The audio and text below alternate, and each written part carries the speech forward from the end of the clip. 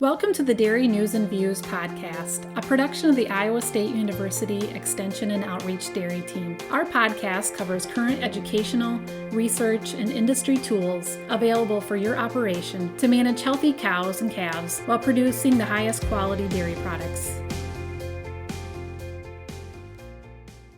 Thanks for joining us today on Dairy News and Views from the ISU Dairy Team. I'm Jen Bentley, Northeast Iowa Dairy Field Specialist, and today I'm here with our Northwest Iowa Dairy Field Specialist, Fred Hall, as we visit with our guest, State Extension Forage Specialist, Shelby Gruss, and our Northeast Iowa Extension Field Agronomist, Josh Mickle. So welcome back to the podcast team. Thanks for having us.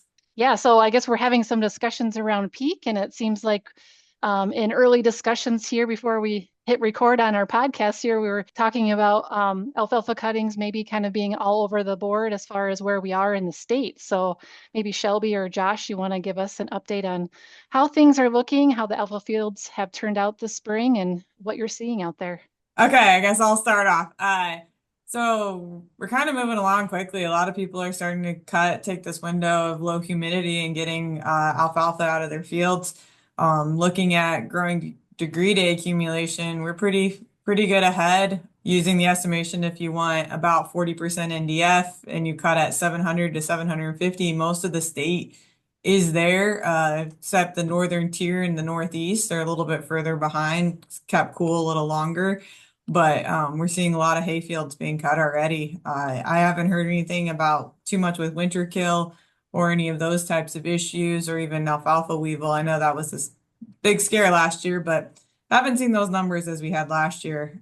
Josh, do you have anything you would like to add?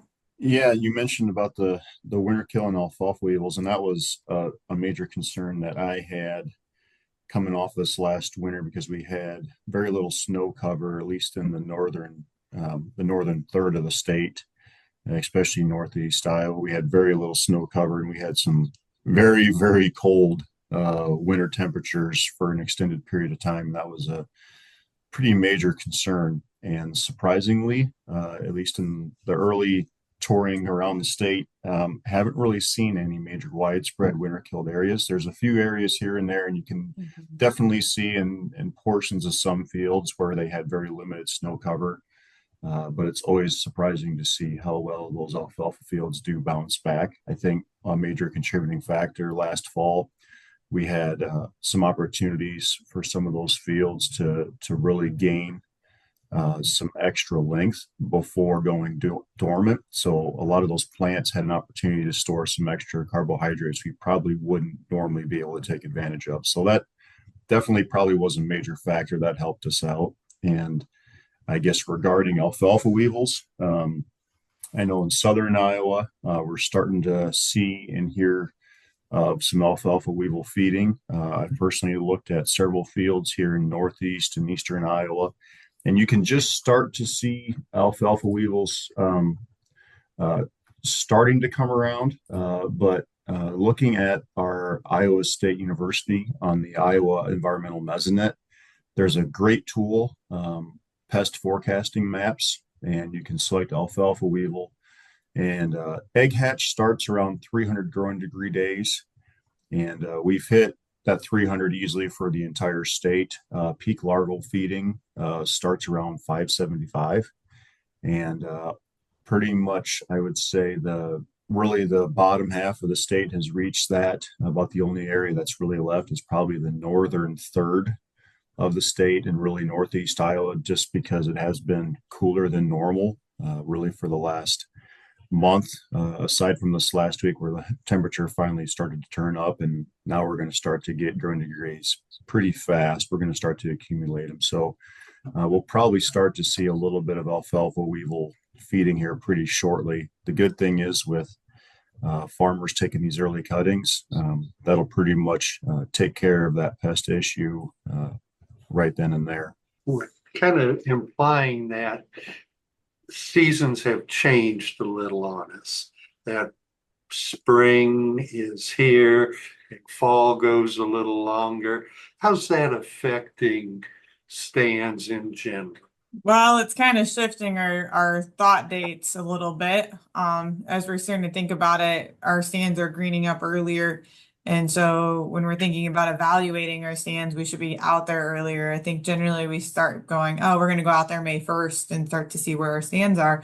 Well, right now that's starting to get a little later. So we should be thinking about moving that forward. Just like every year, it seems like we get out with corn and soybeans earlier.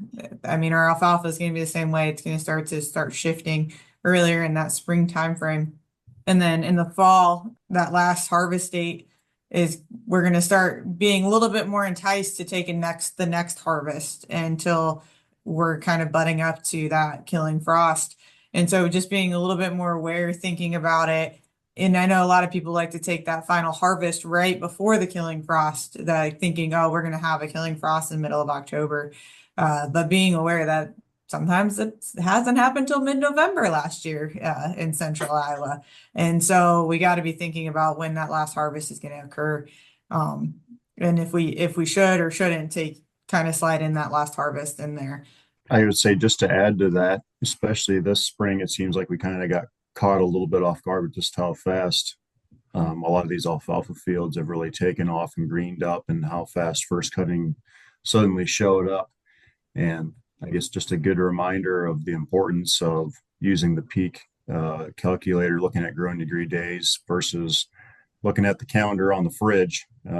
Because I mean, traditionally we probably aren't looking at doing a first cutting till, maybe another week or so.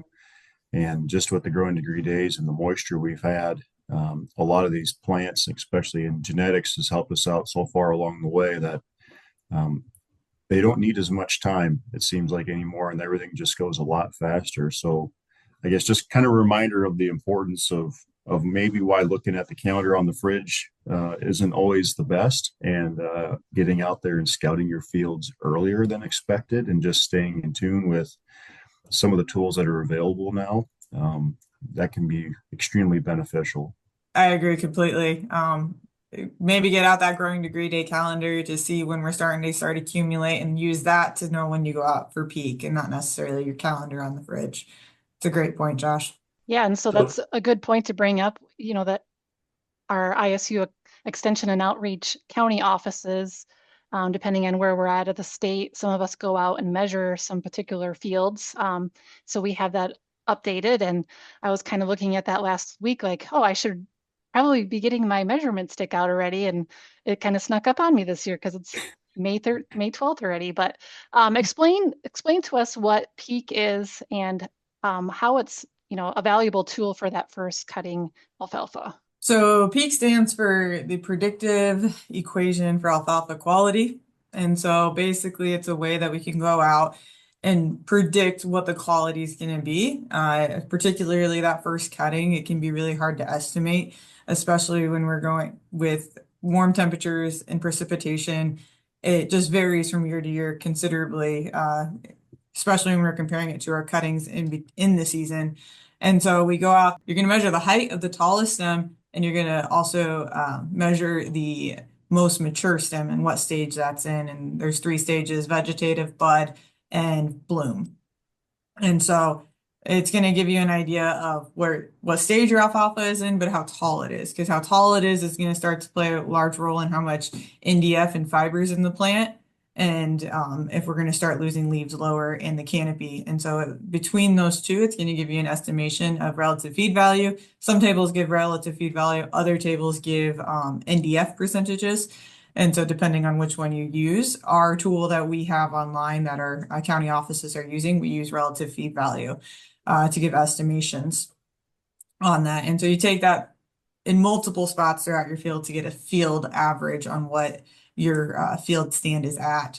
And that's giving you a average of your stand now. But you also have to consider some harvest losses. So every time you go out there and harvest, you're going to lose about 15 points on a relative feed value or so.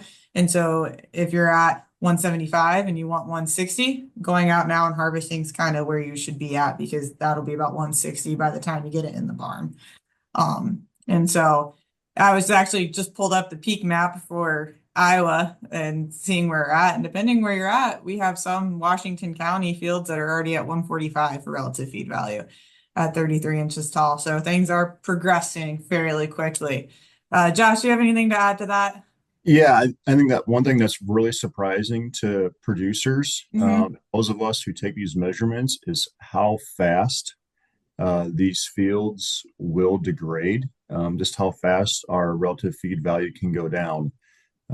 It's always very surprising, especially once these fields start to go from vegetative to pre-bloom to full bloom. They drop Hmm. very quickly. I mean, you can lose. It's not hard to lose, 5 RFV points a day very quickly. That's always something very surprising when either I'm going out and taking measurements or I'm talking to producers and they're doing theirs. And Hmm. from Monday to Friday, they can change very quickly. So it's something to just stay in tune with, ever-changing conditions, I guess. Yeah, and it's also important to note, like you said, to measure your own field, right? So maybe your neighbor is cutting hay, but you're not, and so you really need to go out and evaluate what your field is doing, right? Yeah, don't Yes. don't fall into peer pressure. Yes. And your neighbors could have different goals than you do. So it all depends on what you're feeding, who you're feeding it to. And I mean, fall dormancy changes, things like that. Don't fall into peer pressure. And I also think, Fred, don't it's a good idea to visit with your dairy nutritionist too, to kind of see where they want to see some of that quality feed at. And a lot of times they also have a peak measurement stick that they can use, and they might be out in the fields for you, checking those and kind of giving you some guidance as well. Exactly, because I think every nutritionist wants the highest quality forage he can get, because once it's below that, then he's plugging it into his dry cows and heifers and feedlot. So it's best we know what we've got standing out there right now. I'm going to go back to conversation early on about genetics and some genetic differences. Are you seeing anything out there that is consistent enough that you can say, okay, here's something I'm seeing for different genetics standing out in the field?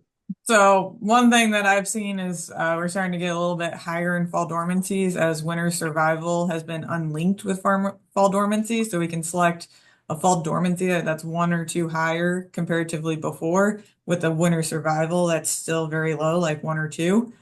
With that, we're going to start seeing earlier green up and faster green up, where it's just going to break dormancy quicker. Something else that I think is starting to become a little more popular, and I'm hearing people ask about, are these low lignin varieties and kind of extending that harvest window for a little bit more tonnage and less harvest in a year. And so that's becoming a little bit more, I'm hearing about it more, I should say, in the state. I know in Wisconsin it's becoming very popular. Josh, is there anything else you're seeing? No, that's really the big thing that I would second, that you commented about was, the fall dormancy and the early green up. Those are the biggest things that I see in my area and hear from my counterparts in southern Minnesota and southwest Wisconsin. They're just really looking at how do we try to maximize that stand productivity. And if it means that we extend that fall dormancy a little more and we get some earlier green up, in which that's what we're seeing now. And especially when it Mhm. lines up with our growing season so far, where we have plenty of moisture, and we have some heat units. Yeah, it's kind of led to the situation we're in now, where we have a little earlier than normal first cutting harvest. So, and that's just, it kind of lines up exactly what we're talking about, I think. I think most of our dairymen understand what low lignin means in the feed bunk.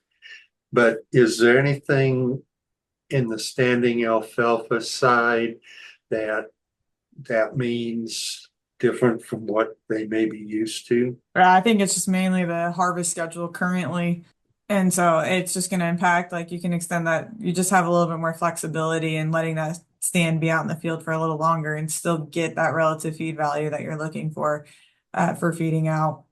Yeah, it just gives us a little more flexibility. You don't have to watch the weather forecast quite as sharp as you had to before. And you're looking for that 3 to 4 day window. And okay, I have to knock it out right now to take advantage of the next 3 days because it's dry weather. It gives you just little more flexibility, a little more forgiveness when you're looking at the weather. I guess I can add to that real quick is some people are seeing those stands last longer. We're giving them a little bit longer of a break, so they're having a little bit higher persistence piece. There hasn't been too much research on it, but just from like conversations with people that have it, they're keeping the stands longer instead of having just 3 years of production. They're looking at 4 to 5 years of production on these stands because they're allowing those root carbohydrate reserves to replenish without losing that quality piece as much.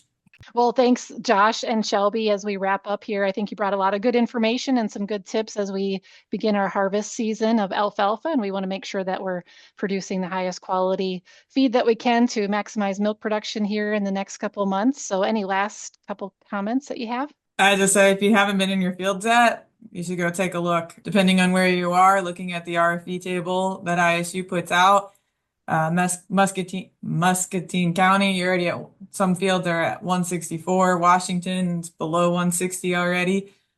So if you really want to make sure you have high quality hay, get out there and check your fields. Things are progressing very quickly, and your quality is not going to increase after harvest. So being aware, being ready to take it out. Yep. And along with that, just getting out there and constantly scouting for your insect pests. Even after first cutting, making sure you follow up and do some follow-up scouting. If weather conditions do turn a little bit drier, some of those stands may take a little bit longer to bounce back and to see some regrowth.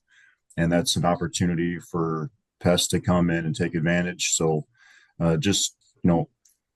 first cutting usually takes care of a lot of our early season pest management issues, but just a good reminder to just get back out there and follow up, for that first 2 to 3 weeks, especially after you take that first cutting, because that's an opportunity to really just make sure that we maintain good control of any early to mid-season pests out there. All right. Thanks again. And thanks for joining us today. And we look forward to visiting with you again on the next Dairy News and Views from ISU. This institution is an equal opportunity provider.